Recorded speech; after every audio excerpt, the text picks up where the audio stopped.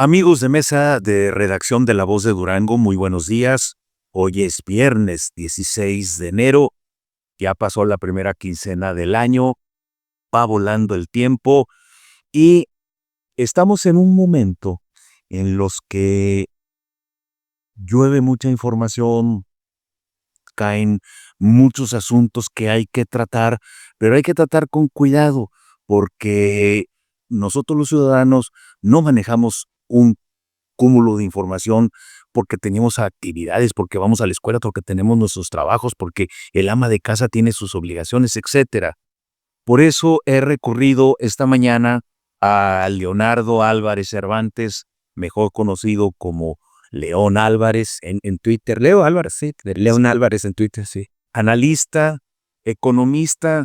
Yo creo que León es una de las muy pocas personas que puede hablar con certeza, con verdad, con criterio, con datos de lo que nos está pasando, primero en el país, segundo nuestra casa inmediata que es nuestra tierra, y por eso, León, te agradezco infinitamente tu visita a La Voz de Durango, el que estés con nuestro auditorio y que nos expliques, nos dilucides qué es lo que podemos esperar después de un año 2025 que terminó, pues hombre, en medio de muchas dudas, de reflexiones económicas para nuestro Estado que han sido difíciles y un panorama que se antoja como. Desolador, don Juan.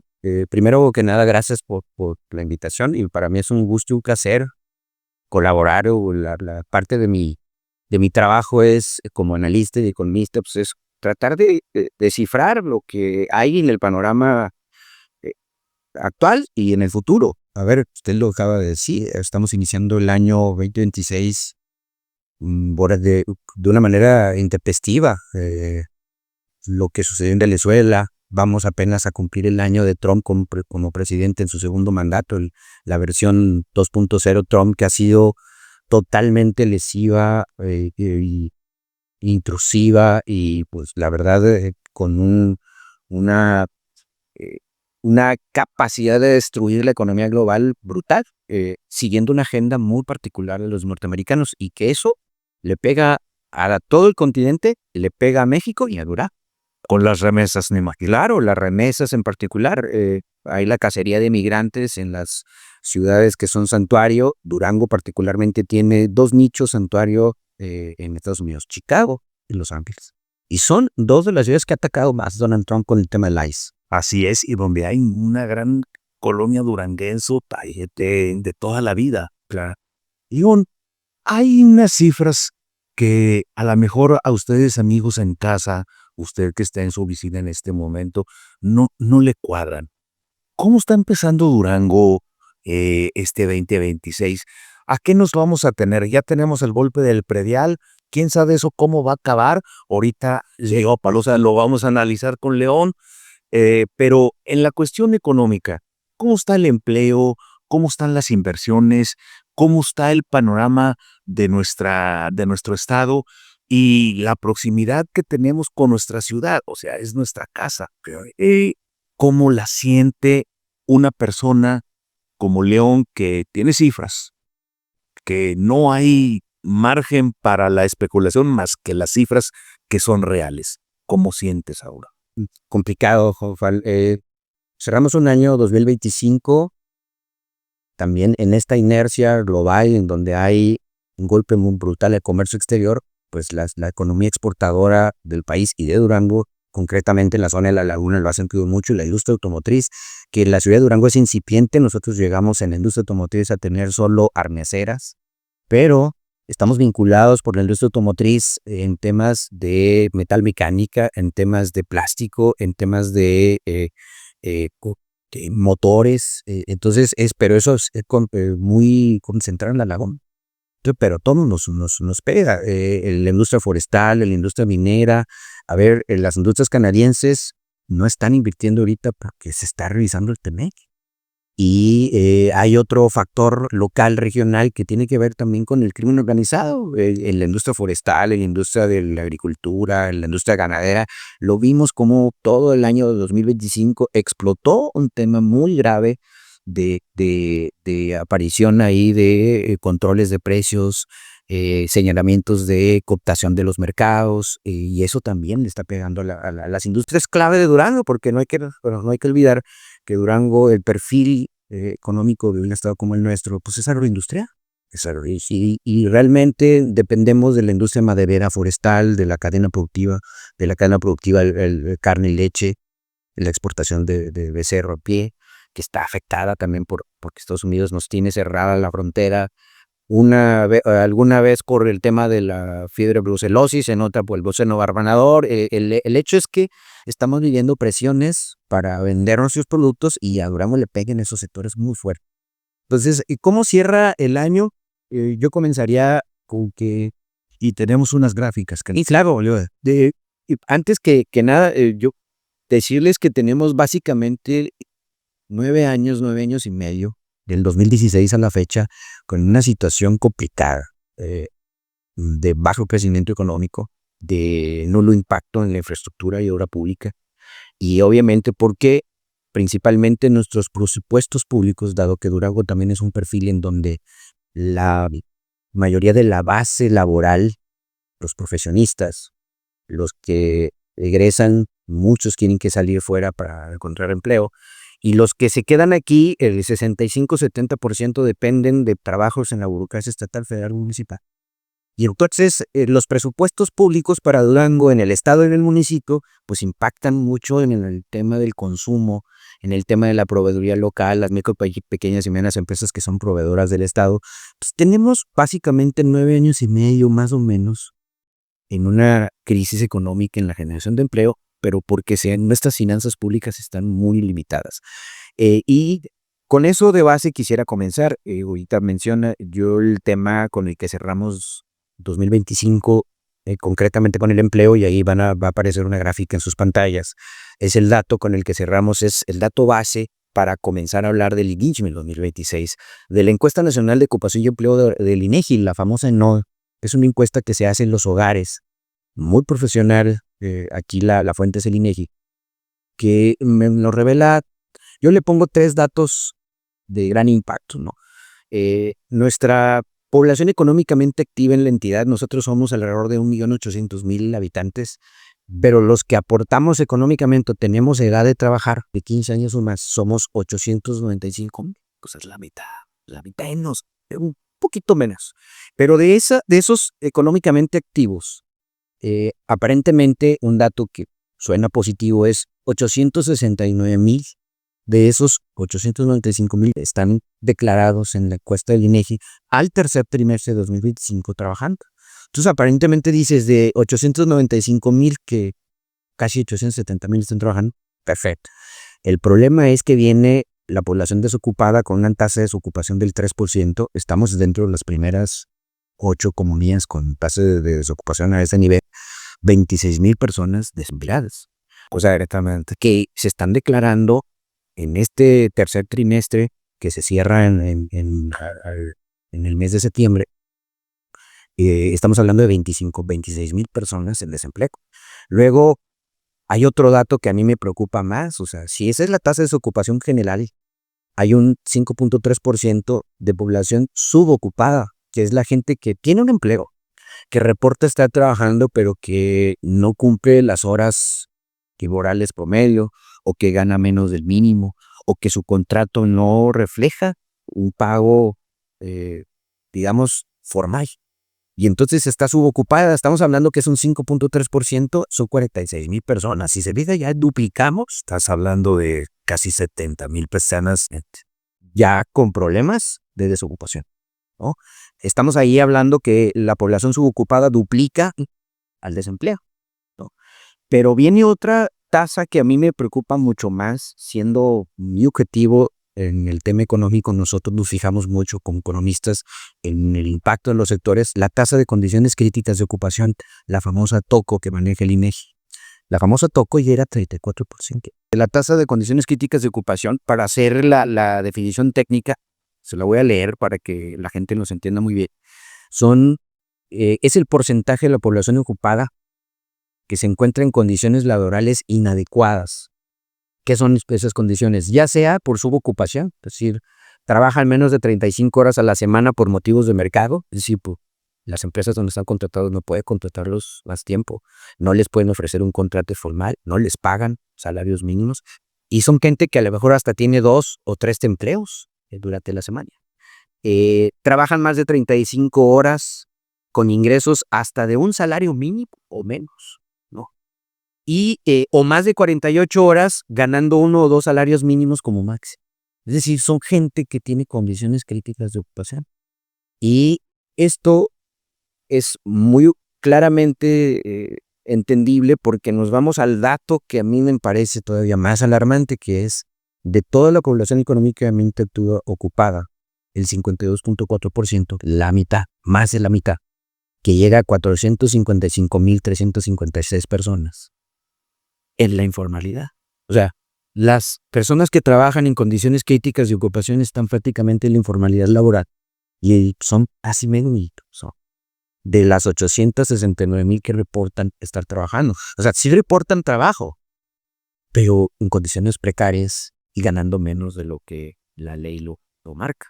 ¿Por qué? Pues porque el mercado no da para más. O sea, aquí no hay una decisión que diga el empresario, que también hay que ver que no hay condiciones de ocupación formal porque pues no hay condiciones de crecimiento económico.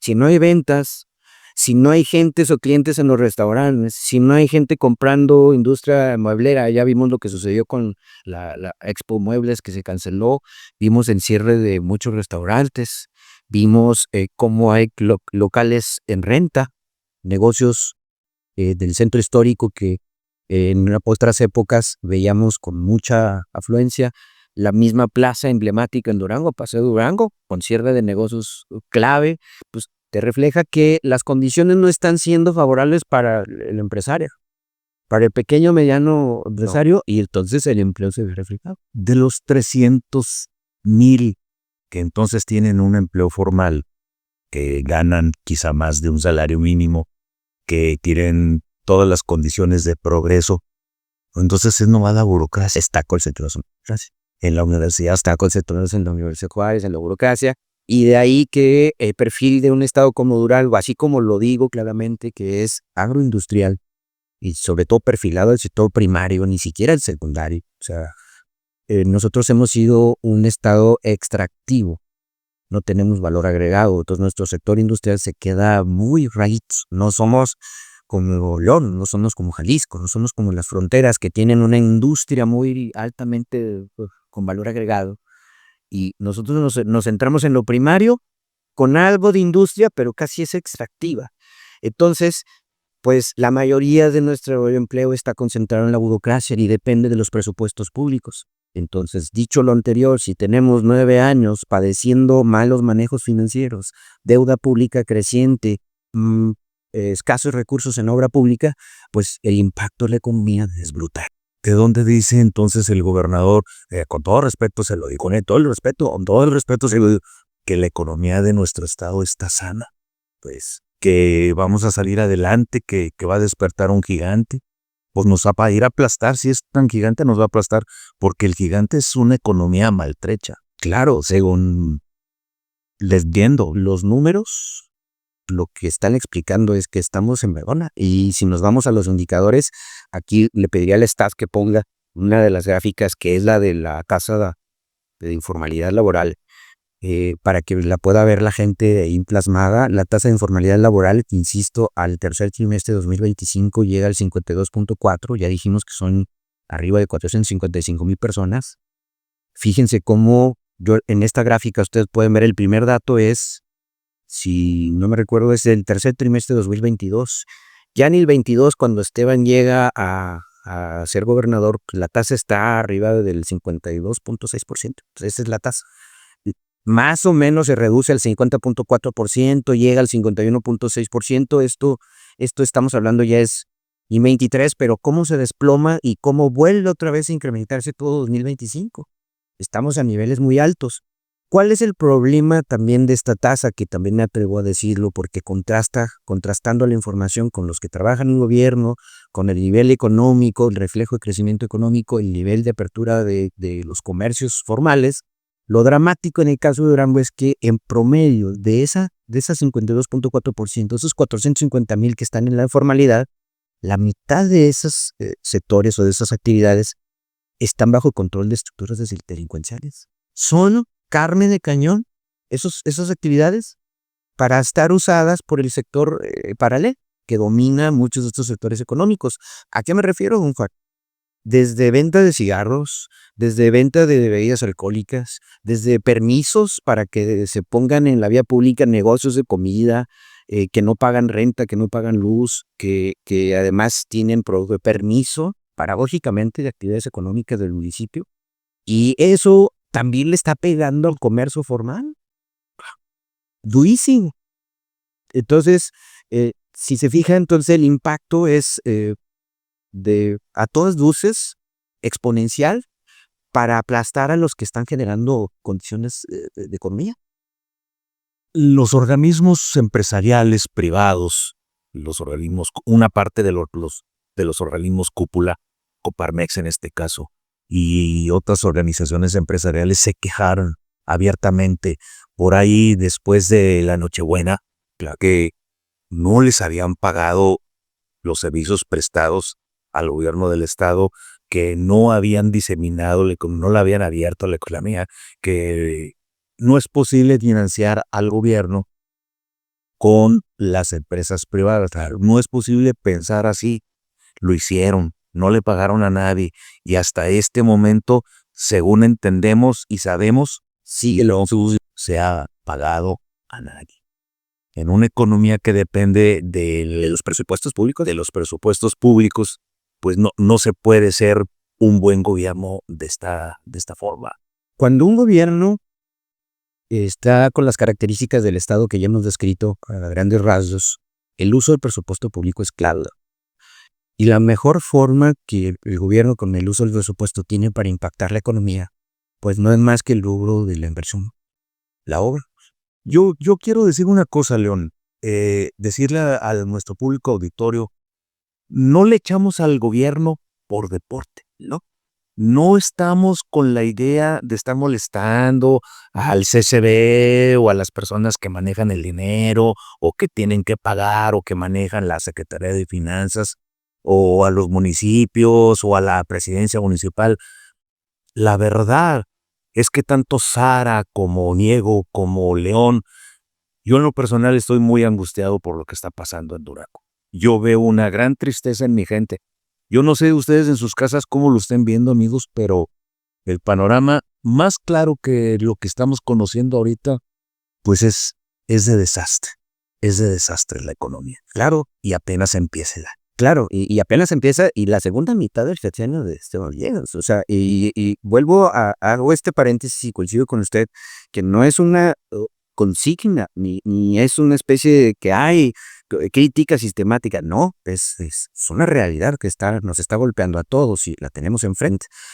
Dicho lo anterior, retomo lo que venía con el tacto. O sea, yo celebro que Francisco Esparce, Coparmex, por ahí Dosal, no a nombre de Canaco, pero parte de Canaco, de los comerciantes restauranteros que se estén pronunciando, porque es crítico para sus agremiados.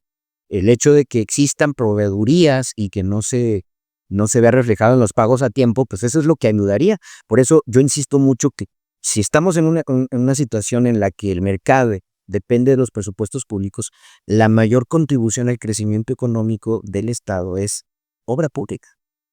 Desde remodelación, desde mantenimiento, desde calles, desde obra de agua potable, de drenaje, alcantarillado. Antes le llamaban programas emergentes de empleo, que hacías un bien con los recursos públicos en la sociedad e involucrabas a los pequeños y medianos comerciantes o a los constructores. Yo quiero preguntarle a los constructores cómo les está yendo. Y lo más grave que se me hace es que hay de los adeudos que hay a centros empresariales como los Coparmex, vienen los adeudos desde el sexenio de Espuro. O sea, que olímpicamente este sexenio institucionalmente cuando toma las riendas ni siquiera ha tomado en cuenta esos adeudos, que es que transferable. 38,000 millones dejó, más o menos es una malversación de recursos en el gobierno de Espuro. El dato inicial fueron 25,000 y luego lo fueron aumentando, que la clave, y recuerdo esto a Marcela Andrade, que se especulaba iba a ser la secretaria de Finanzas de Esteban, y al final no fue, porque ella misma se dio cuenta del desastre financiero que venían arrastrando. Había una malversación de aportaciones federales, que las observaciones para el gobierno espurista vienen de 2019 y que al final de cuentas no se resarcieron. Y para cuenta, ahí están los testimonios de un Jorge Salón reclamando los recursos, 500 millones nada más del municipio de Plan. Y a todos los municipios se le tomaron recursos de aportación. Y a la deuda que dejó a Espuro no se le sumó algo de deuda de Herrera Caldera del gobierno de Roque. A Espuro tomó deuda de 6,500 millones de Herrera Caldera. Esa fue la que le heredaron. Y a Espuro la deja en 8,500 millones. O sea, es 1,500 millones más. Esteban la lleva al tercer año, el cierre del año 2025, en 11,500. O sea, de 8,500 a 11,500 ya son. Y vamos a la mitad. Y vamos a la mitad. O sea, y el problema aquí es que, a ver, si usted me está escuchando en casa y objetivamente la deuda la usamos, nuestra tarjeta de crédito, nuestros créditos, los usamos según el argot financiero para bienes muebles o inmuebles o de largo plazo. Usted no va y compra un coche de contado. Usted no va y compra, a lo mejor un gran porcentaje de la población no compra una sala, una lavadora, un refrigerador de contado. Usa los créditos. Para eso son los créditos, para bienes muebles o inmuebles. O el crédito hipotecario. Usted compra su casa a 20, 15 años con créditos bancarios y de Infonavit, porque tampoco agarre y dice, voy a pagar 500,000 pesos que vale mi casa, 1,000,000 de pesos que vale mi casa de contado. Usa los créditos. El problema es que, ¿dónde están esos créditos reflejados en obra pública en inversión pública? Si usted hace un análisis, ¿dónde está la obra pública o la inversión de esa deuda con la que ahorita estamos viviendo? Ahorita estamos a niveles de 11,500 millones. Yo quisiera ver dónde está esa deuda, en qué obras se está reflejando. Y lo que me lleva a especular, y que eso está también dado, que la obra pública ha llegado a niveles de solo 3% en promedio. En el gobierno de Esteban, de 2,5 a 3% en la obra pública del presupuesto total. O sea, nada. Y entonces, ¿en qué se está yendo? Pues en 77, 80% en el gasto de operación del gobierno. Que son todos los burocracias, operación del gobierno. O sea, a Espuro, en los 6 años del gobierno de Espuro, el promedio del gasto público en burocracia, que es el gasto corriente, nómina, etcétera, se gastó en promedio 68%. Y era grave. Esteban lo lleva en 77%. Promedio. O sea, ha subido 10%. Esos serán los sueldos de los funcionarios del primer nivel. Esos son normalmente los que llegan nuevos y que la campaña ayudaron el bufete. Entonces, claro que si usted platica con los gente de confianza, pues a ellos no les han subido ni el sueldo, no. Llegan más gentes de niveles medios. Y ahí hay otros usos que luego hablaremos al respecto, porque hay varios artículos que he escrito al respecto de cómo las nóminas también se han inflado y el famoso ISR están en una ilegalidad y están siendo observados desde hace años por el manejo de las nóminas y el famoso ISR. Ahorita no nos ocupa.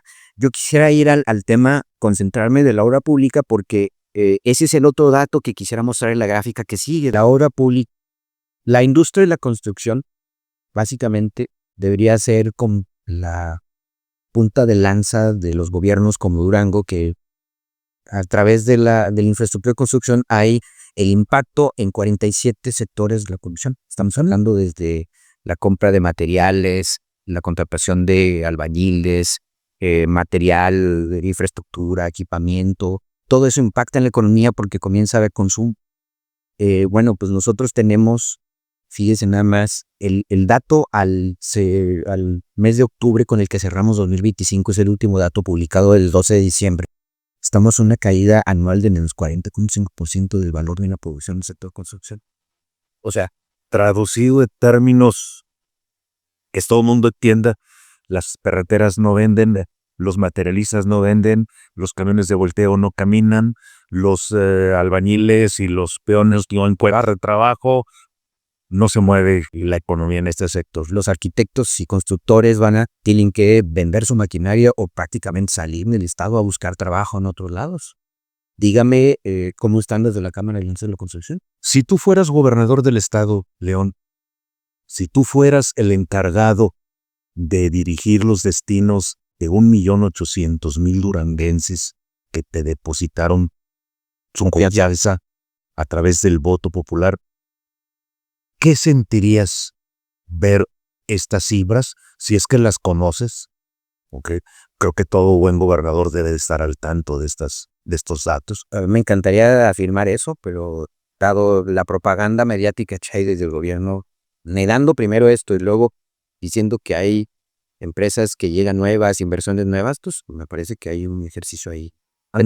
Llegaron 200 millones de pesos ayer, también será, ¿verdad? Pues el primer lunes de diciembre recuerdo que anunciaron un programa de reactivación económica y dijeron que iba a haber 1.200 millones de diciembre a marzo para reactivar la economía en un momento de crisis. El momento de crisis es los meses en donde hay la cuesta de enero. Yo quiero ver dónde está. Tengo varios amigos que son arquitectos pobres, no les pregunto, yo los veo, están batallando. Y solo pase por la ciudad, o sea, vuelvo al tema. Usted puede hacer un ejercicio de memoria bote pronto y decir, bueno, en tiempos de Ismael, la feria se cambió del Cerro de los Remedios a donde está hoy. Las fuentes danzarinas, la avenida Domingo Arrieta se modificó totalmente, radicalmente. El bulevar que le llamaron en su momento Parque Norte, donde lo que es Peña de Pescador, si estás de esos a la ciudad, el centro histórico, el periférico, el Bicentenario, lo que fue la concreción, porque si nos podemos ir por sexenios de quién inició el Boulevard San Ignacio como el periférico inicial de Durango y luego el primer traje a Otinapa, que fue Guerrero Mier, y usted se va así por sexenios y va haciendo memoria y dice, caray, pues yo le pregunto si hacemos el ejercicio así o de pronto en tiempos de Espuro, pues nos fuimos peleando porque llegara ese puente famoso en 6 años y ni siquiera lo terminó. Yo soy periodista. Tengo 10 sexenios cubriendo información del gobierno del estado, desde Alejandro Páez Urquidi.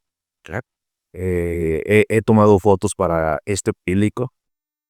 En los 10 sexenios siempre se ha visto algo de obra que quedan de impacto o acciones que, aunque no sean obras, son significativas. Alejandro Páez Urquidi fue el primero en hacer bajar un avión a Durango. Maximiliano Silerio, pues se me ocurre, creó 20 museos. El Guerrero Mier impulsó la carretera Mazatlán. Y Silerio terminó el tramo a Torreón, la autopista Torreón. Y el inicio de Zabalza, de Zabalza, sí. De eso a mí me consta. Tengo, y está a tu disposición, un archivo donde están todas esas obras en fotos y en notas. Fui testigo, pero ahora, en este sexenio y en el sexenio pasado, pues yo no puedo decir que he visto una obra porque no puedo dar fe de que exista la obra. Está como las universidades del bienestar. Ok, pues sí están. ¿En dónde? Exacto. Ahora, hay, por ejemplo, ahorita están sacando a la luz el tema del prediatrio, ahorita llegamos a ese tema. El asunto del Hospital del Niño, ok, hay una obra del municipio, pero yo todavía quiero pensar, digo, ahorita que puedo tratar de contestar su pregunta que es compleja. Si yo fuera secretario de Finanzas o gobernador con esta información, pues no sé si se requería hacer un nuevo Hospital del Niño cuando hay otras prioridades en las cuales podemos impactar los constructores. Ahora, también habría que ver de qué manera se están licitando esas obras y quién está construyendo. Son por esas adjudicaciones directas. Porque hay un programa, por ejemplo, que creó, yo soy muy crítico en su momento, Herrera Caldera, que fue los uniformes escolares gratuitos, ¿no? Uniformes y útiles escolares gratuitos. Lo único que hicieron fue meterse a un mercado que funcionaba, múltiples talleres locales que hacían los uniformes escolares y lo monopoliza el gobierno, crean empresas para sus cuates y le rompen la cadena productiva a múltiples talleres que ya se dedicaban a hacer eso. A mí, Pues sí. a mí, Lo grave ahora es que, bueno, al menos con Herrera Caldera se monopolizó y la compra se hacía aquí localmente, al menos. Le rompieron el mercado, monopolizaron el sector y lo hicieron un programa de gobierno gratuito, claro. Pero había la producción local. Desde Aispuro se fue a empresas de Puebla y de Sinaloa y hasta la fecha no son talleres locales. Esa es una manera de entrarle con presupuesto público a actividades locales en donde tú puedes con proveedores locales cumplir una demanda. León, ¿me permites hacer una pausa comercial? Y pues de entrada, no pretendemos que nos conteste el sector oficial, no queremos votos ni nada, estamos explicando, el León está explicando cuál es la realidad que hay en Durango desde los datos duros. O estamos inventando alguna falsedad, de modo que sea algún debate de que sí no, de que los buenos, que los malos. Ahí están son números fríos, son números que presenta el INEGI, nada más analizados por un experto. Y yo nada más añadiría, ojo, para contestarle puntualmente la pregunta, lo que se necesita es un programa agresivo de reajuste en el uso de los presupuestos, de disminuir el gasto corriente, disminuir la nómina, analizar el tema pensiones, que es crítico. La Dirección de Pensiones gasta alrededor de 1,000 millones de pesos, que está poniendo y cuestionando las finanzas estatales, no de hoy, tiene muchos años, y al hacer ese ajuste integral es lanzar un programa agresivo de proveeduría local, de todo. ¿Para qué? Para los pequeños y medianos empresarios locales. Para salvar a Durango. Punto. Es lo único que es la forma en la cual el presupuesto público local tiene que usarse para incrementar la economía. Una pausa de 2 minutos y regresamos con ustedes, amigos. Si eres amante del chocolate, ven a conocer Chocolatería Cacao, donde encontrarás una gran variedad de chocolates, bebidas y derivados de cacao para todos los gustos. Te esperamos en calle Canoas 201, esquina con Félix.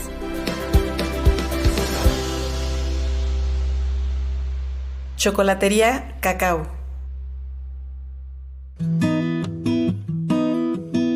Visita nuestro showroom dentro del Museo 450. Apoya y adquiere productos de diseñadores, artistas, artesanos y creativos locales. Te esperamos.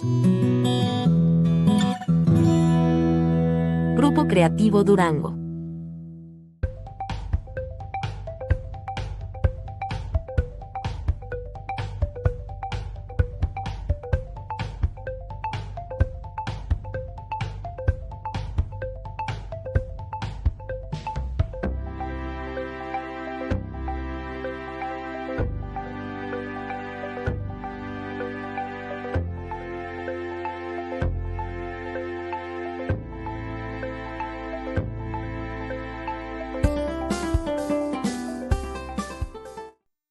Amigos de mesa de redacción de La Voz de Durango, estamos platicando con León Álvarez Cervantes, mejor Leo Álvarez, como todo mundo lo conocemos, sense vivo, duranguense, preocupado, con chica a todos, analista político y economista. La realidad de Durango está en datos, registrada por datos que presenta el INEGI. Son datos duros, son datos que no mienten, pero estoy viendo, León, amigo, que son datos crueles. Son datos desesperanzadores, diría yo terribles para nosotros como sociedad. No hemos avanzado ni un ápice en los últimos 9 años. Sí, más o menos 9 años y medio. Si analizamos las cifras en cuanto al impacto presupuestal, esa es la realidad. Y obviamente hay un retroceso en cuanto a también la infraestructura física del Estado. Lo vemos pues en parques, en jardines, en obras de infraestructura. A las escuelas no se les da mantenimiento, las cuales decaen. Y si los presupuestos públicos están utilizándose para la operación del gobierno, pues no vamos a tener margen de maniobra para impactar obra pública. Dicho lo anterior, don Juan, la labor del economista es como la de un médico. Nosotros no hacemos un juramento hipocrático, pero como si lo hiciéramos, porque nosotros estamos obligados como economistas a diagnosticar y no le vamos a decir a un enfermo al que estamos diagnosticando una mentira. Le tenemos que decir con el análisis que hacemos cuál es el diagnóstico claro para poder tomar una decisión y corregirlo, prescribirle una solución. Esto es lo que se hace, lo que es un economista. Por eso yo cuando doy clases y explico a mis alumnos qué es lo que hace un economista, pues es eso, pues es como un médico. Decirle la verdad a un paciente a través del análisis que se hace de ciertos indicadores para encontrar una solución a futuro. Eso no garantiza, como el médico no puede garantizar que no vamos a morir, que no nos vamos a enfermar, pero te mantiene al tanto de lo que tiene que hacer y ajustar un gobierno o una institución, una empresa para tomar decisiones óptimas. Muy bien. Entonces, vemos, sí, que toda la parte productiva de nuestro estado está en el suelo. Sí, el otro dato, ya hablamos del empleo, que ese es digamos, los que pagan el precio, ¿no? La gente que padece desempleo, que padece condiciones críticas laborales. Ya vimos el sector construcción, que debe ser el motor de la economía, porque hay dos vías. Primero, aumenta e incrementa el capital social en una ciudad, con mejoras y obras, pero toda la cadena productiva impacta en 47 sectores económicos. Ahora vamos al sector industrial, que también ahí en sus pantallas el máster lo va a poner. Es el indicador mensual de la actividad industrial, el IMAES, también del INEGI, que si usted analiza el último dato publicado en el 10 de diciembre es al mes de agosto 2025. Y al mes de agosto 2025 el último dato que traemos es menos 13.6%. Ese menos 13.6% de caída que usted ve reflejado en esa gráfica nos pone a Durango en el lugar 28 de 32. Y en todo el año anduvimos peleándonos entre el 28 y 32. O sea, al final, a la cola del país, de todas las entidades. Lo dramático del tema, lo cual es que si usted ve esa gráfica y la ve en perspectiva, el 0, que es una línea que yo pongo punteada en rojo, que en términos estadísticos y matemáticos, el techo debe estar, esa es la meta a conseguir, debe estar arriba, pues el 0 lo tenemos como punto base y hacia abajo, estamos de 300. Y nosotros tenemos todo el año 2025, comenzando con el dato de febrero, una caída de menos 5.4% en la actividad industrial. Luego viene marzo con una caída de menos 15.5%. Luego viene abril con menos 11.2%. Nos vamos a mayo y junio menos 17.2% y menos 17% de caídas en la industria de Durango. Se recupera algo y la caída ya no es tan dramática en julio con menos 8.0%, pero en agosto estamos en menos 13.6%. Pongo este dato porque estamos en números negativos en la industria. Y la industria aquí estamos hablando que habla de manufacturas, de minería, de construcción y de generación de electricidad. Le doy el dato que Iberdrola salió del país por cuestiones del tema de la reforma eléctrica y todo, y Iberdrola tiene inversiones de generación de energía eléctrica acá en la Laguna y Torreón. Impacta Durango y hay una salida de menos 13.9 millones de dólares solo en enero del 2025. O sea, hay salida de la inversión extranjera de Durango. Contrasta completamente con lo que nos dice Fernando Rosas con la publicidad.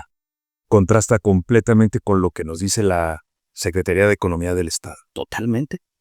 Ellos al principio del año 2025 decían que iba a haber 3.500 millones de dólares de inversión extranjera directa en Durango. Luego la bajaron a 8 millones de dólares. Yo le puedo decir que al primer semestre perdimos 58.2 millones de dólares. Hubo esa salida de inversión extranjera de Durango. Lo absurdo es que de las 28 horas que promueven y que para mí me parece criminal, hay medios de comunicación, no los critico, ellos sabrán por qué lo hace, que ha promocionado los boletines institucionales de Fernando Rosas, de Gobierno del Estado, en donde dicen que llegaron 28 nuevas empresas.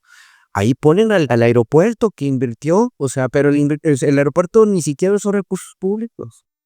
O sea, ponen al aeropuerto, ponen a la que antes era la Recold, ahora se llama Johnson & Johnson como inversión nueva. Pues es falso. O sea, ¿de qué estamos hablando? Que es una gran mentira.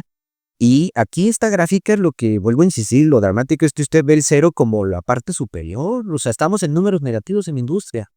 A ver, yo te tengo dos preguntas que seguramente el auditorio compartirá con nosotros, León. ¿La presidenta Sheinbaum voltea a Durango nos está ayudando o no nos está ayudando? Híjole, buena pregunta. Yo quiero pensar que sí, pero hay una realidad que a mí me gustaría ver más objetivamente. Si bien es cierto, está Harfuch a través de la seguridad ya presionando porque la situación ha sido complicada durante el año pasado. Recordará que en La Laguna principalmente se gestó un movimiento de crítica y de presión para que se dejara en paz a los sectores productivos porque había una serie de monopolización de las actividades. La CATEM, que explotó con el tema del famoso limones en diciembre, y hasta ahí es donde yo he visto que sí están impactando los recursos o la actividad, que le están echando un ojo a condiciones de Durango. Sí veo que las aportaciones federales han llegado puntualmente de los municipios, pero no veo más allá de la actividad que eventualmente le han dejado cancha abierta al gobierno del estado para las actividades. Y esto lo traduzco en una crítica porque hubo elecciones en junio, sí, hombre, el año pasado hubo elecciones en lo local y si usted se fijó no hubo más que el arbitrio del estado. Nos está faltando la gestión, nos está faltando la representación popular de Durango en México, diputados, senadores, claro. Las crítica, el gobierno del estado no estará gastando energías dioquis. Me da la impresión que son como un toro en la plaza que sale a corretear a todo el mundo y a nadie le pela. No está gastando demasiados recursos o demasiada energía en no producir absolutamente nada. El asunto es que no hay crítica y los principales elementos de crítica tendrán que venir de la mano del gobierno federal para que el presupuesto federal se vea reflejado y impactado. Claro, hay dos obras que están ahí aparentemente rompiéndole en Durango a partir de recursos federales. A ver, la Tonal 2 todavía no empieza, todavía no está en eso. Y son 1.600 millones solo de gobierno. Y haber generado eso para nada todavía. Pero está también el agua saludable para la laguna, con muchos problemas para que llegara ese proyecto a la laguna, porque tuvimos a los caciques que controlan la administración del agua, la empresa Lala, los ganaderos, etcétera, que se rehusaban a soltar ahí la inversión, porque era limitar el uso industrial agropecuario para destinarlo a uso doméstico.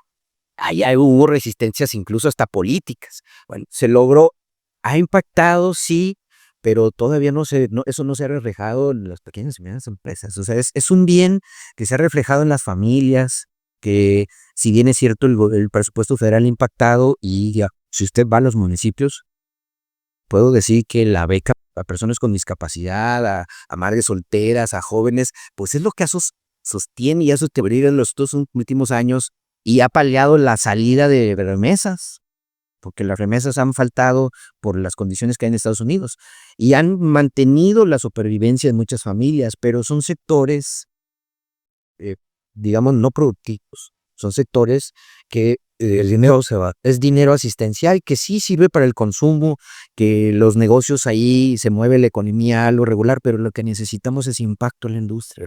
Tenemos la tarjeta madre que también ese es otra perfectamente, ¿no? Sí, fíjese, esa es otra crítica que yo siempre he hecho, en el mismo sentido como en su momento hice con Herrera Caldera por lo de los uniformes gratuitos. No debieron de entrar a vender esta idea de uniformes gratuitos, útiles y uniformes escolares gratuitos. ¿Por qué? Porque entraron a romper un mercado que ya existía, esos talleres. Y quiero pensar que esos talleres tuvieron que hacer 1000 malabares y para sobrevivir hasta la fecha. Bueno, el tema de... me preguntaba concretamente qué era el apoyo El apoyo federal, o sea, me preocupa reafirmar que sí, la presidenta Sheinbaum me está ayudando bueno, sí lo está ayudando. Son paliativos lo que está llegando, han podido mantenerse las familias gracias a los presupuestos federales, asistenciales, ok, también los que haya hecho pues el gobierno, no sé si... Yo la tarjeta madre, que me presentaba la tarjeta madre, ya volví a agarrar el hilo, Juan. Mire, yo así como criticaba a Herrera Caldera, critico lo del uso de la tarjeta madre porque ha sido un ardid político para las campañas.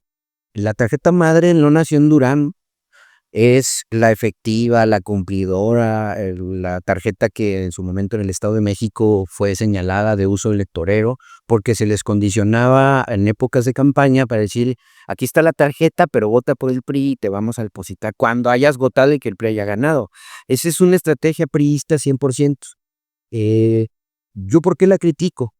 Porque no ha funcionado. O sea, son creo que tarjetas de 3 colores que son uno para descuentos, otro para adquirir algunos bienes, pero no cumplieron en tiempo y forma, y para eso me remito cuando la hoy diputada Rocío Rebollo era secretaria de Finanzas el primer año de este sexenio, le reclamó a la secretaria de Finanzas en aquel entonces, el Gorrante, de que no le había dado recursos en la Secretaría de Desarrollo Social Local para la tarjeta madre.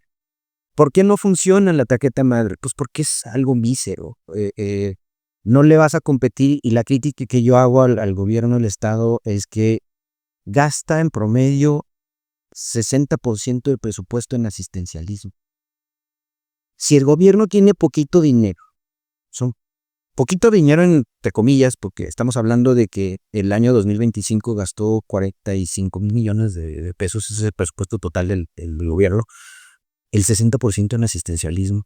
Un Estado con poquito recurso, que necesita obra pública para impactar la economía, gastando el 60% en asistencialismo, pues no le vas a competir al gobierno federal que tiene programas federales exprofeso para eso.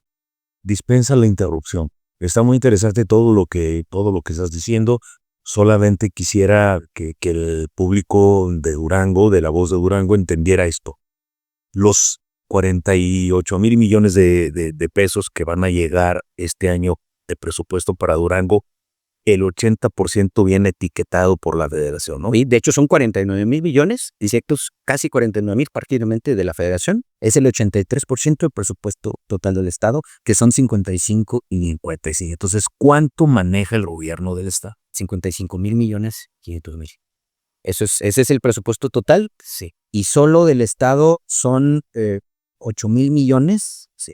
Pero son 3.500 millones de DEA presupuestados para 2000. ¿Qué tienes que pagar? Sí, que sí. No, tenemos que pagar. Todos que pagar. Entonces, por ejemplo, este año el señor gobernador, con Crowley, con Fernando Rosas, con todos ellos, van a poder manejar 8.500 millones de pesos estatales. Va el presupuesto de la universidad ahí, esos 8.500, y el pago a los maestros también, y a algún médico. Fíjese, la Universidad Juárez, de todo el sector educativo, solo con el dato del 2025, todo el sector educativo se gasta, hablando de los COBAED, telesecundarias, CECITED, todos los estatal, gasta 2.250 millones de pesos al año. La UGED se lleva ese presupuesto, nada más la UGED. Entonces quedan 6.000 para el gobierno, para el manejo de la oficina del gobernador, para que él y tiene que pagarle a la SRSA local, que no le ha entregado al IMSS Bienestar. Exacto, que ese es otro argumento que poco transparente. Ellos han metido un programa nuevo en este sexenio que se llama Rutas de la Salud. Son unos camiones equipados en donde van a llegar, solamente tienen cobertura a cabeceras municipales, porque dudo que lleguen a las zonas serranas más alejadas con esos camiones, y que eventualmente se están manejando, no, fíjense lo que es la contradicción, a través del DIF estatal, no de la Secretaría de Salud, del DIF estatal, porque aquí hay la intención de darle vista o darle, digamos, respaldo a la señora Marisol.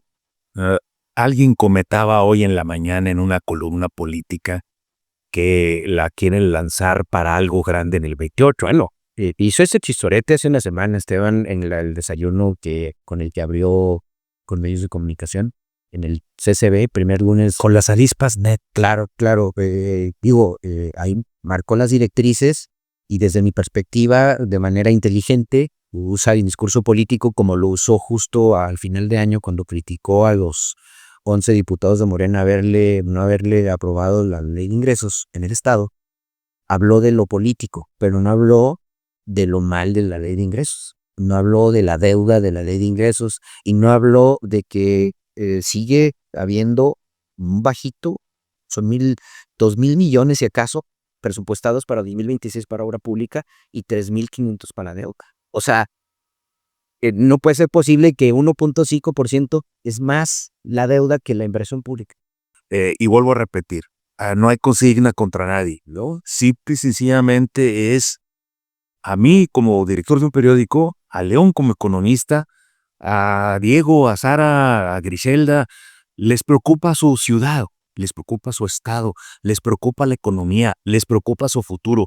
Así como hay decenas de jóvenes duranguenses que no encuentran chamba en Sarriá y que se tienen que ir de aquí, como el empresario que no le puede pagar a sus trabajadores, como el empresario que está muriendo porque no le pagan, como la industria de la construcción que no encuentra porvenir, trabajo, futuro. Pues eso es un tema que nos tiene que preocupar a todos. Por eso es importante conocer estos datos y por eso vamos a dejar la entrevista disponible siempre para que la pueda revisar, ¿verdad? León, pues es un panorama negro.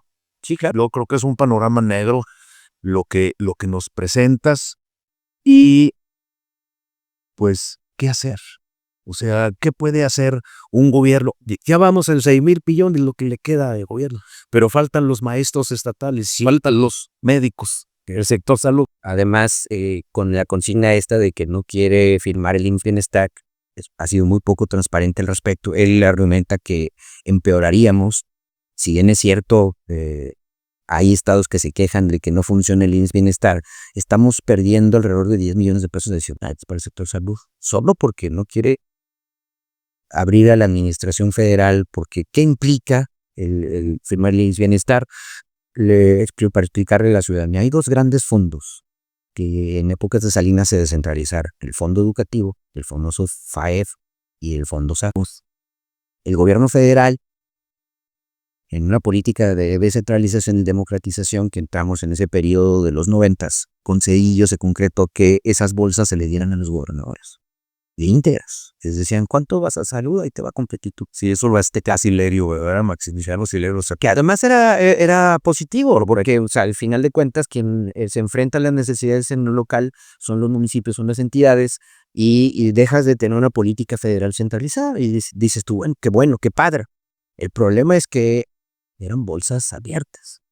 O sea, que luego se comprobó que a lo largo de los años empoderaron a los gobernadores y se usó este argot para decir se convirtieron en virreyes.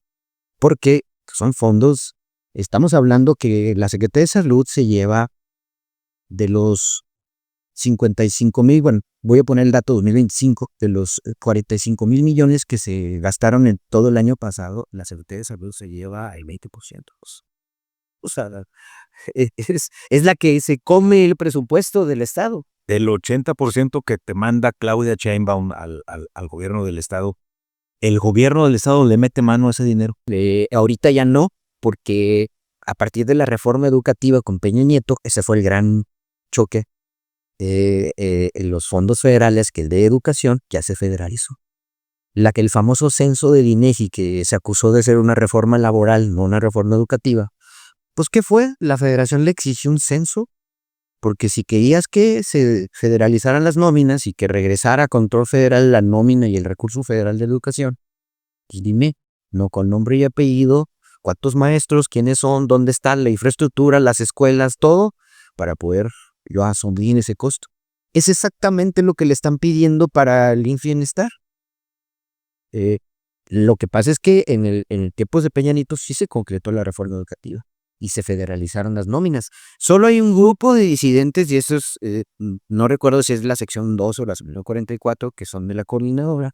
Es un grupo de maestros que son los que no decidieron entrarle a la reforma educativa de Peña Nieto y por eso no están federalizados. Son los que cada rato reclaman que no les llegan a tiempo los pagos, porque a los maestros federalizados les llegan sus aguinaldos, les llegan sus nóminas bien y a los estatales no. Ahí es donde mete mano la parte estatal.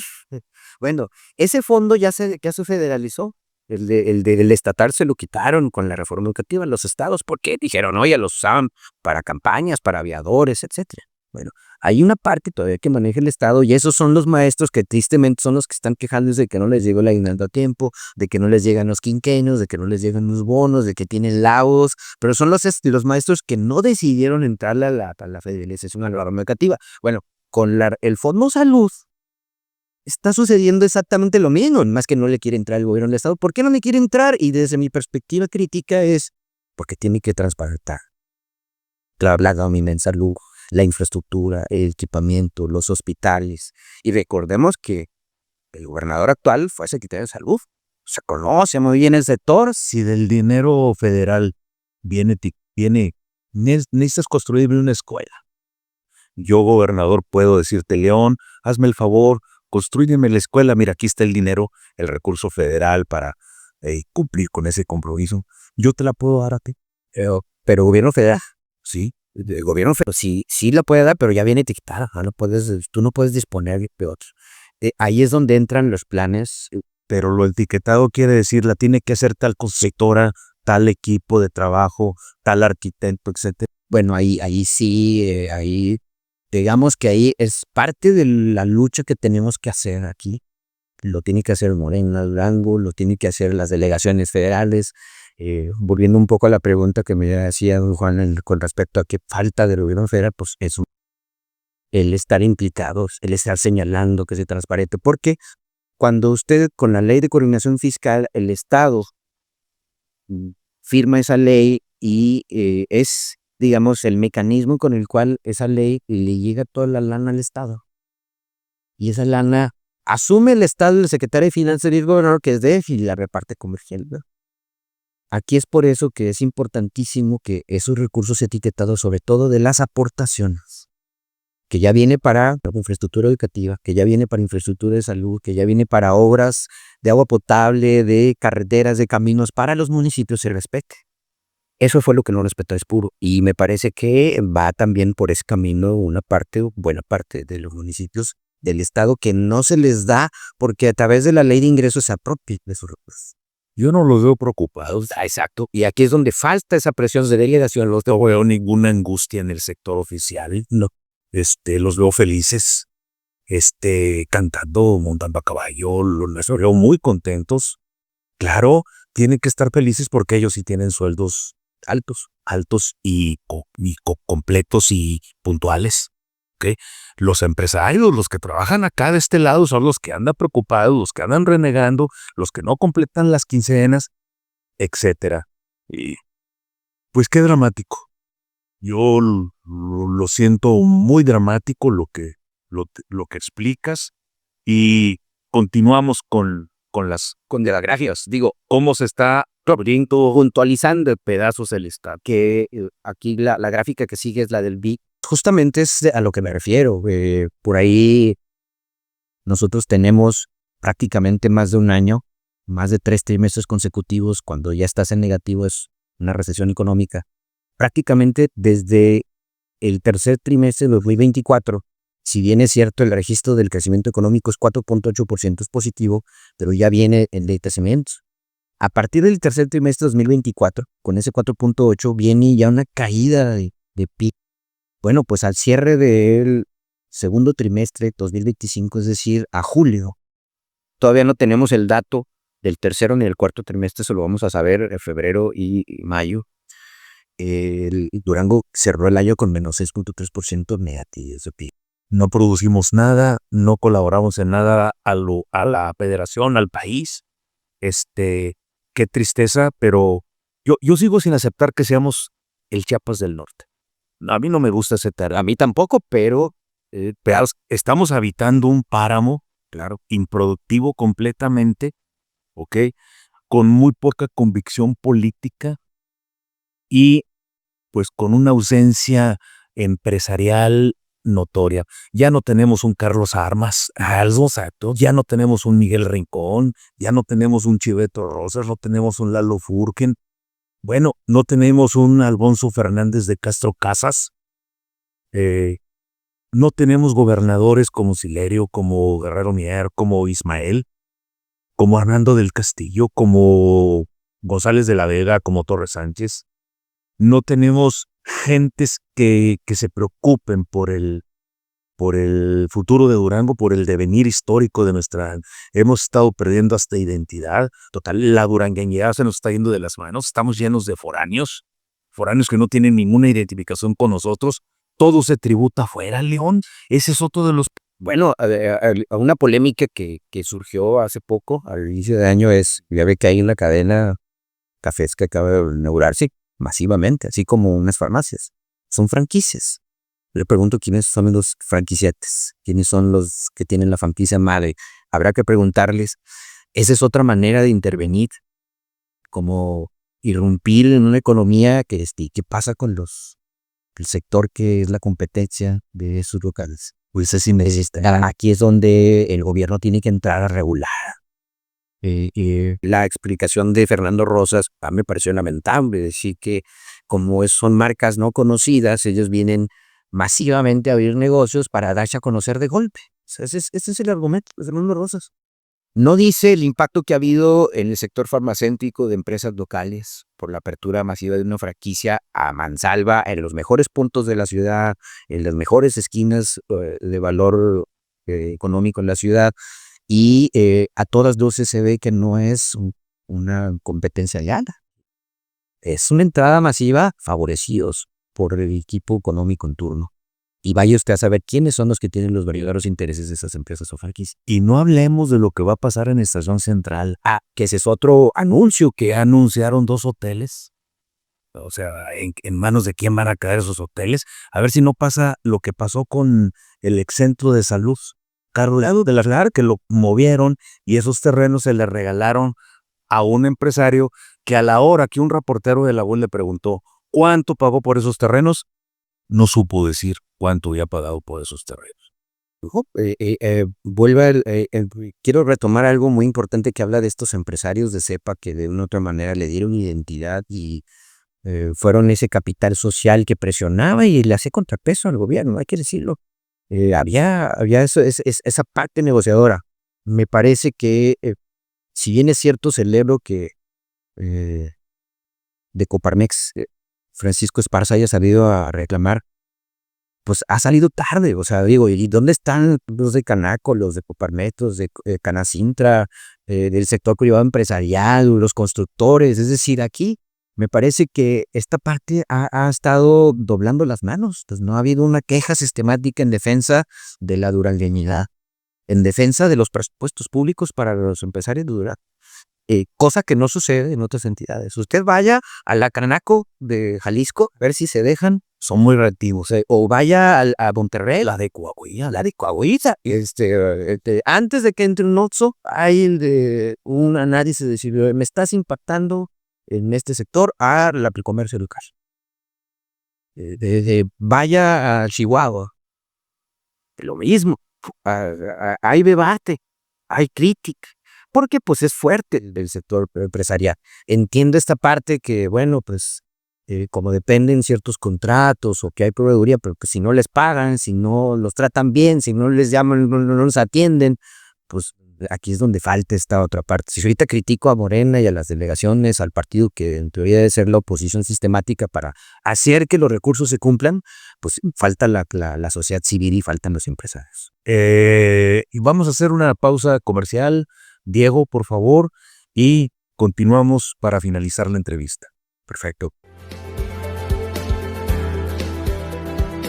Si eres amante del chocolate, ven a conocer Chocolatería Cacao, donde encontrarás una gran variedad de chocolates, bebidas y derivados de cacao para todos los gustos.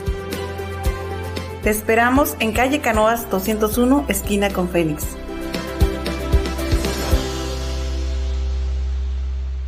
Chocolatería Cacao. Visita nuestro showroom dentro del Museo 450. Apoya y adquiere productos de diseñadores, artistas, artesanos y creativos locales. Te esperamos. Grupo Creativo Durango.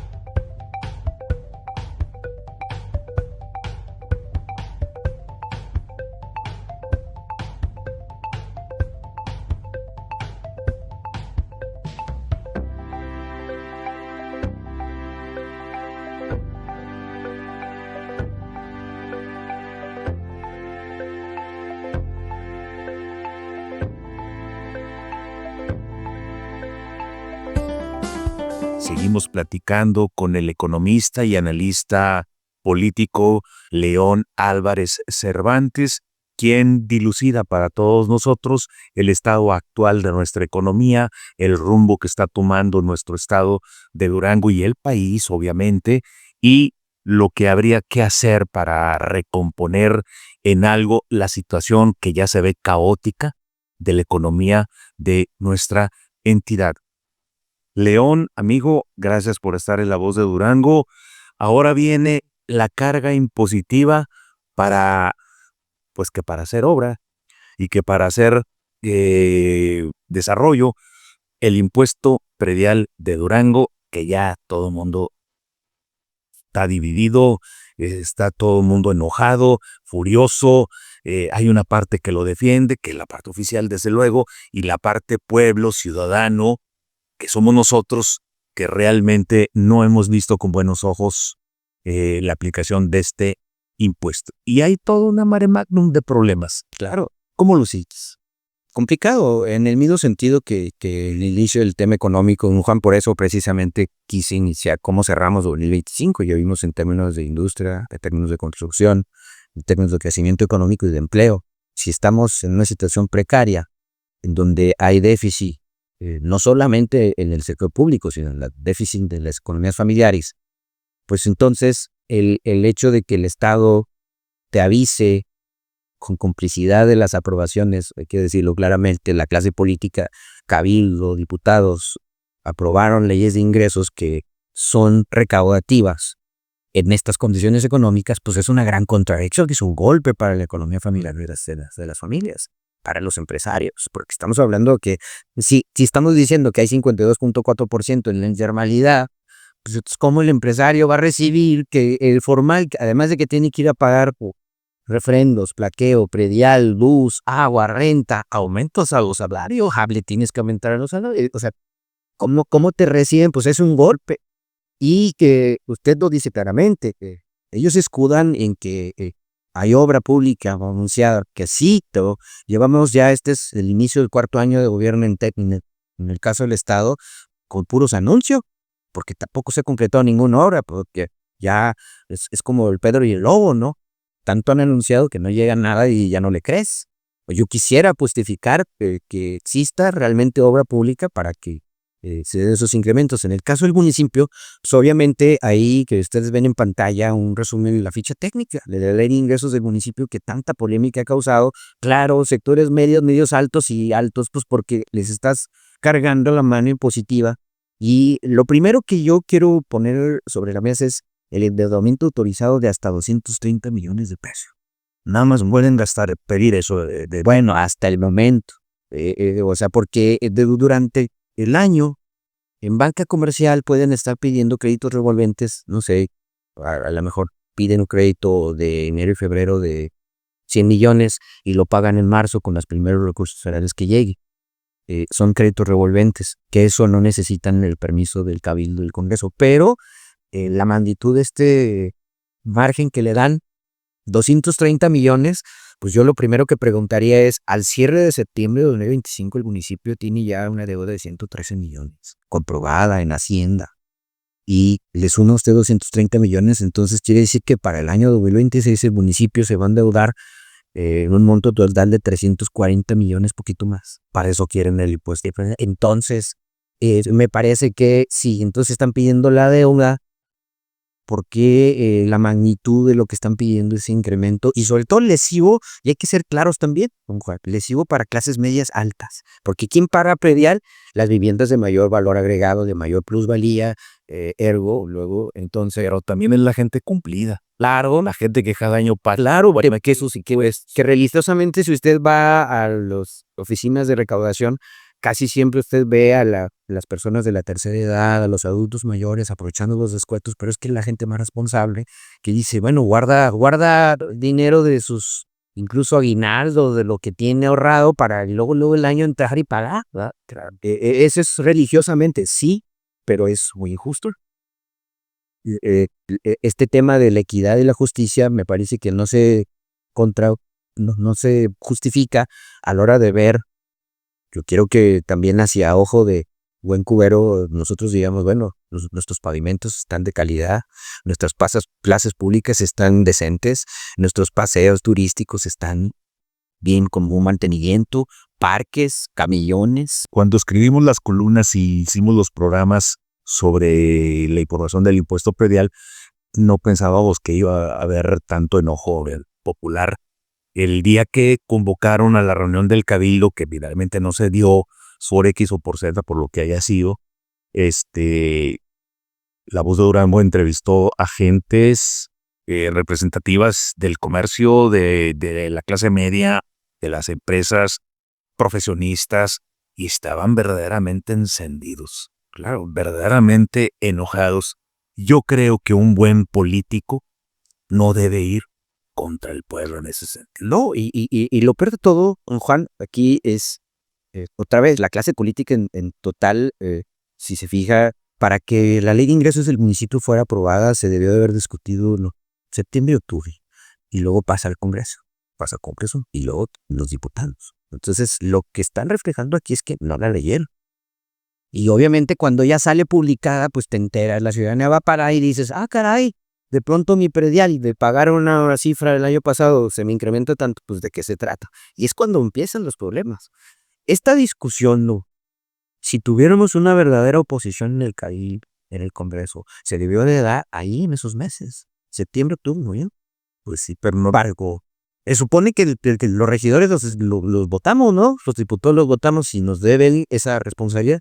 Lo que estamos reflejando es que no hay ese debate, no hay esa discusión, y han salido a tratar de defender, desde mi perspectiva, la insensibilidad social del alcalde, porque es el único que me ha dado la cara. Ayer incluso, después de que cancelaron la sesión de Cabildo, sale Obed Jiménez, es el director de Finanzas Municipales, a agradecer, pero no aclarar ni justificar.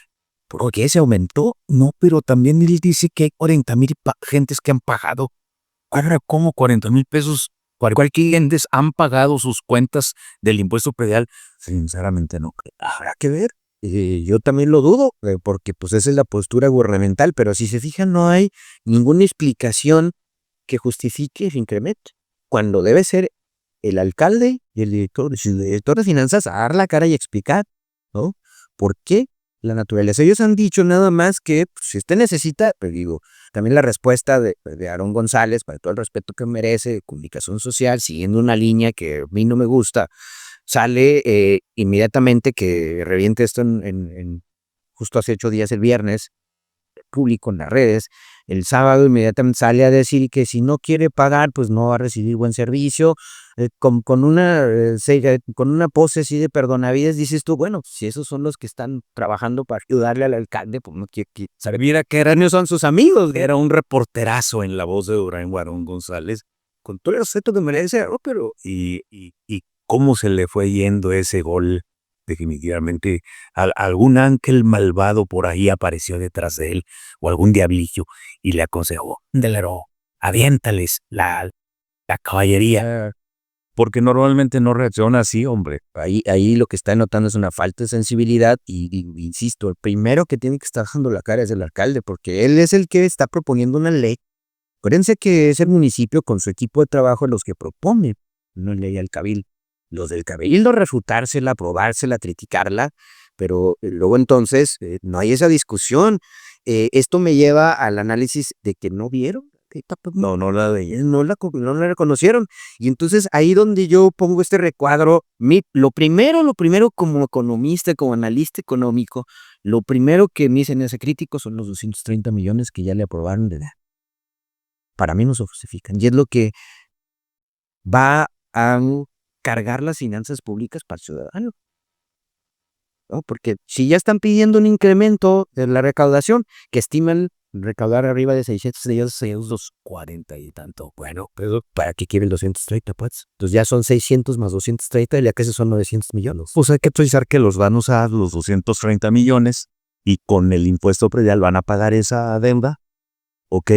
Y dice que van a hacer obra. Y el problema es que ya con tanto tiempo y una reelección, este es el segundo periodo de Toño Ochoa, no podemos ser tan permisivos de decir, bueno, tengo fe, como Corlay dijo de Esteban, ¿no? Que tiene fe porque es el mejor hombre para una situación difícil. Bueno, no puedes vivir de la fe. discúlpenme, aquí necesitamos resultados, necesitamos auditorías, necesitamos peso por peso que se justifiquen los gastos. Y lo que hay es una ley y en recaudación basada en propiedad inmobiliaria y en predial, que es un cambio en la tributación, que ya es progresiva, sobre todo en tasas de gente de clase media alta y alta. Luego, derechos de agua, que aquí no se ha hecho tanto eco de los derechos de agua, pero se incrementan las tarifas, sobre todo para uso comercial e industrial, a empresarios. O sea, y los formales, porque usted cree que los comerciantes que históricamente están al lado del IMSS, ahí enfrente de odontología, pagan el agua, pagan el drenaje, pagan la luz. No, no. O sea, vamos a seguir pagando. Nosotros La vamos a pagar los que pagamos el PEI. y algo que le pega también al alcalde y todo el año pasado y antepasado se discutió. ¿Cuándo nos dimos cuenta que en el excuartel Juárez tenían años sin pagar la luz? 20 millones de pesos de luz en donde también 10 millones se compró. Se equivocaron. Es una ley definitivamente abusiva. El factor de cobro es lesivo, creo que hasta ilegal, anticonstitucional. Ese es el argumento que nuestro amigo Toño Bracho, que le mando un saludo, está encabezando este movimiento para incluso aglutinar que lo maneje como anticonstitucional. Puede ser, la verdad no estoy tan seguro de ello. Yo lo que veo, y aquí le digo, claramente veo una ley de ingresos progresiva, se le llama en términos económicos, porque está gravando a la gente de mayores ingresos. A ver, Pero no se les consultó. León, yo en este momento soy Toño Ochoa. Amanezco de buenas y te recibo, ¿ok? Y en la angustia que debe tener todo ser humano ante una situación caótica con el pago de sus impuestos, en el estado en el que está Durango, la forma como está depauperada la economía familiar, te digo, León, ayúdame. ¿Qué hay que hacer para solucionar ese problema? Desde mi perspectiva, por ejemplo, lo que tienen que hacer es cuidar, porque evidentemente hay mucha gente que está argumentando que se les disparó más de 100% el COSE con respecto al año pasado, es tratar de evitar que haya, y estos lo arreglan con un adendum transitorio a la ley, tiene que sentarse el cabildo, que el Congreso lo apruebe en sintonía. No se vale que digan que es que no nos dimos cuenta, es que de buena fe la aprobamos, es que no. Aquí hay un tema de dolo contra la clase media alta y alta, la cual no se le avisó que ahí va un cobro excesivo. Y hay errores también. Lo que hay que evitar es que haya un incremento que vaya más allá de incluso algún porcentaje de la inflación. Si la inflación anual fue de 4%, tú no puedes pagar más. Y no puedes cobrar más, pues, o cobrar más de eso. Sería no anticonstitucional, pero sería poco sensible. ¿Por qué? Porque ya vimos cómo está la situación económica, ya vimos cómo hay negocios que están cerrando. Pues claro, hubo una ley progresiva que cobra más impuestos, va a abarcar más a la situación económica. Entonces, me parece que aquí primero, y yo insisto, quien falta que dé la cara es el alcalde y el director de SINATS y su equipo cercano, porque son los que eventualmente plantearon la necesidad de una ley de ingresos más agresiva porque están planteando mayores obras. ¿Sería posible la unión de todos los regidores para modificar la ley? Vamos a pensar, tú los conoces, son tus amigos, los has tratado, has platicado con ellos, ¿estarán tan abiertos de mentalidad como para decir, ay, no leímos la ley, ay, nos equivocamos, ay, sorry, usted perdone, va para atrás la ley, vamos a dejar el 4% de aumento? Si realmente son sensibles y están, porque muchos de ellos tienen aspiraciones futuras políticas, hablo de muchos que no se pueden hacer, no, también yo lo insisto, porque si algo hemos tenido en la clase política de unos años a la fecha, son perfiles de muy baja calidad argumentativa, de conocimiento, de trayectoria.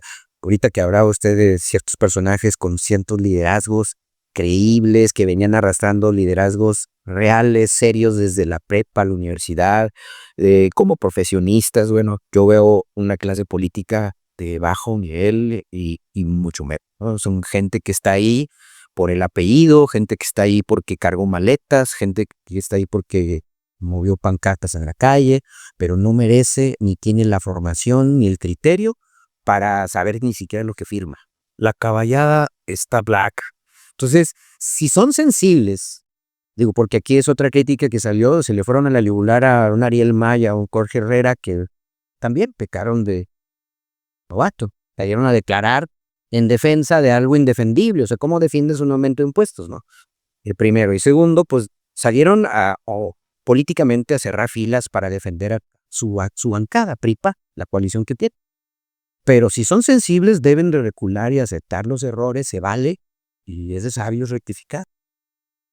Cosa que veo difícil porque luego son pequeños jóvenes hoy engreídos que se creen ya en una curul que va a durar 100 años y aspiran a ser presidentes y gobernadores sin dar resultados. Y entonces, yo quiero pensar que pueden rectificar y sabiamente ser sensibles. Pero conociéndolos, lo dudo. Alguien que también debería estar dando la cara y no la ha dado como coordinadora de la bancada del PRI, pues es una Gaby Hernández. Pues siempre la han protegido políticamente, ni siquiera ha salido a dar la cara. El coordinador de la bancada del PAN, no salió. Los de Morena. Sí, Morena. Que déjame de, bueno, el único que salió a decir ya ahí hay, y eso hay que reconocer que rompió ese bloque de unanimidad de Pancho Franco. Vamos a ver ahora cómo lo tratan al interior del cabildo, porque si te fijas, don Juan, Ariel Mal y Jorge Herrera incluso lo acusaron usaron las palabras de que pues, algo así como que se rajó. Jorge Herrera Delgado trabajó en La Voz de Durango. Un hombre limpio, honesto, que yo creo que si oye a su hijo decir lo que dijo, se vuelve a morir. Que es parte de los platos que tienen que pagar en la novatez, que yo creo que fue porque entiendo, es un joven muy preparado, es un joven que he platicado con él, le gira la ardilla y actualmente sabe, pero creo que lo agarraron en un desvío y se equivocó. Le gira la ardilla, El término, oye, yo para la materia gris, ¿no? Yo quisiera cerrar la entrevista, amén de que quieras agregar algo último, con una frase que es de León Álvarez, que me puso a reflexionar y que se las vamos a dejar para que la tengan siempre en mente. Después de lo que hemos visto estos 9 años, de cómo empieza el 2026, la frase que huele, la frase certera, la frase real, no nos gusta, pero es. En Durango no estamos construyendo el futuro, estamos administrando la ruina. Y déjeme decirle, para más complementar, que desde el gobierno me parece que están siendo muy indulgentes, porque al parecer como ellos se van en 3 años, 2 años, ¿qué es lo que ha pasado con esta clase política de la que hablamos, de falta de calidad, de probidad? Patean y vota el futuro, no les importa. Están destrozando la economía, están destrozando los presupuestos. Tú has sido un crítico feroz de la economía y de cómo se están manejando las cosas. Yo te he visto en espacios con periodistas muy capaces, pero odiados allá. Te he visto en medios muy honestos y muy capaces y muy actuantes, pero apestados allá. Y este es uno más de los críticos que tienen, también apestados por ellos. León, Álvarez, Cervantes, yo te pregunto para finalizar, ¿eres un crítico feroz del gobierno? Sí, claro, no tienes miedo. No, don Juan, porque estoy haciendo lo correcto. Vuelvo al símil que hago. Creo que no me puedo mentir a mí mismo. Soy economista. Cuando decidí ser economista, ya lo tenía muy claro cuando estaba en secundaria. Saludos a mis compañeros de la Técnica 62 de la Colonia Benito Juárez. Yo llego, después de recorrer el país por la profesión de mi padre, San Luis Potosí, Querétaro, Ciudad de México, regreso a la Torreón, regreso a la secundaria, 3 años de prepa en el Instituto Durango, franciscano, y ya tenía muy claro en secundaria que quería ser economista. Viví el tema de López Portillo, las crisis del petróleo, viví el asesinato de Buendía muy de cerca en México, el temblor del 85, la sucesión de Miguel de la Madrid y luego la de Salinas de Gortari. Entonces estaba muy, muy metido y a mí me hizo mucho los viajes que hacíamos de Durango a México, de México a Durango, pasábamos Nombre de Dios, Zacatecas, Aguascalientes, Jalisco, y yo veía cómo cada año que regresábamos cambiaban, Guadalupe, Zacatecas, Fresnillo y Durango. Cómo comparto esos recuerdos contigo. Yo veo que guay. Y Durango igualito sí decía, yo voy a estudiar economía. Diego no se acuerda. Diego, yo creo que nació en el año 2000, ¿no? Por ahí. Déjalo. Llegábamos, en alguna ocasión parábamos en la avenida principal de Zacatecas, que era un camino como el antiguo, antes de que pasara la autopista por Nombre de Dios, así. Parábamos a comer pollo a un lado de la carretera. Y esa era la avenida principal de lo que hoy, vaya ahorita, a lo que es Zacatecas y Guadalupe, Zacatecas, y es impresionante. Cada año, San Luis Potosí, impresionante cada año. Y son estados de la misma naturaleza que Durango. Tenemos no son estados como Nuevo León o como Jalisco. Pues, los únicos que vamos a querer a Durango somos los que lo habitamos. Entonces, sí, la clase política está muy difícil. Ellos están viendo por ellos, no están viendo por la gente. Exacto. Entonces, cuando yo decido eso, y vuelvo al símil, me siento muy comprometido con estudiar para hacer lo que vi en otros lugares aquí. Y pues, ¿qué te encuentras con bloqueos políticos? Con que la clase política no te deja entrar. Son círculos muy cerrados. ¿Usted cree que el PRI me va a dar cabida si todo el tiempo estoy criticando al PRI? Pues claro, lo critico al PRI porque son ellos solamente. ¿Cómo tomaron la universidad? El propio gobernador y su equipo son ex-FEUD. ¿Cómo es la actitud de los ex-FEUD? Por favor. Entonces, así están gobernando. ¿Por qué creo que estoy haciendo lo correcto? Me siento muy comprometido con mi profesión y no tengo ningún cargo de conciencia, entonces no tengo miedo. Pues entonces, de todos modos, cuídate. Sí, ya, y bueno, también cuidémonos todos, claro, porque cuando hay dinero de por medio, las bajas pasiones salen. Cuando hay poder, enloquece y se pierde la vertical y se pierde la cordura. Hay 2, 3 ya que han demostrado que se les pasa lo déspota y lo soberbio. Claro. Y pues los medios de comunicación también lo pagamos eso. No todos, pero sí una buena parte de la opinión pública que se maneja en Durango, pues creo que sí hemos sufrido desplantes de desaires y cosas así. Desde que te priven la información, desde que no te la manden, desde que no te informen, desde que no te inviten, desde que te tengan apestado, ahí se sufre realmente.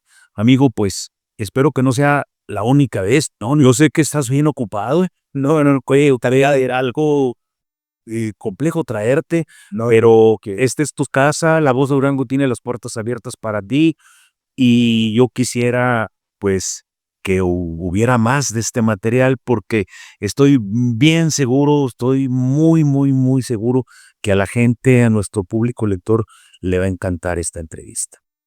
No, pues yo le agradezco, Juan, y que sea la primera de muchas, con todo gusto.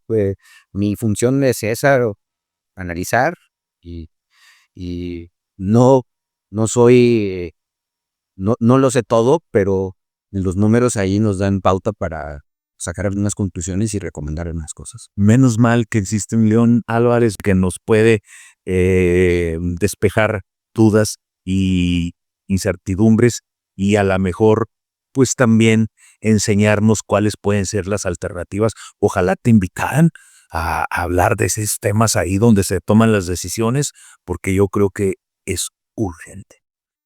Amigos del auditorio, muchas gracias Diego Cervantes, nuestro productor. Gracias Sara Valenzuela, es la Sara que está aquí con nosotros pendiente para hacer la nota. León, nuestro amigo, y un servidor, Juan Nava Stenner, quien les desea, pasen un buen día, pasen un buen fin de semana, despéjense y Dios dirá. Buenas tardes. Gracias. Escucha la expresión ciudadana sin intermediarios. La información más relevante del día de hoy, solo en La Voz de Durango.